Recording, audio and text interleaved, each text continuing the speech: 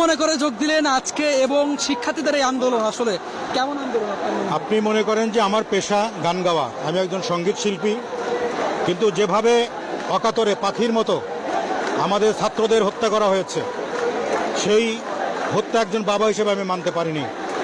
আমি নীরবে কেঁদেছি এবং আল্লাহর কাছে প্রার্থনা করেছি যে আল্লাহ পাক এই জায়গা থেকে আমাদের মুক্ত করো।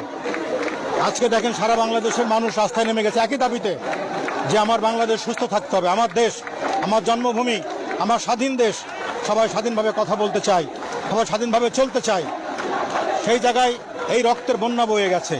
কোনো বাবা, কোনো মা তার সন্তান হারানোর বেদনা ঘরে বসে আর নিজে নিজে সহ্য করতে পারে না। তাই আজকে দেখেন লক্ষ লক্ষ মানুষ রাস্তায় নেমে গেছে এই সন্তান হারানোর বেদনা এবং এই সন্তানদের যে আত্মার সন্তান হারানোর যে কষ্ট, সেই কষ্ট নিবারণ করার জন্যই আজকে আমরা সবাই মিলে এই রাস্তায়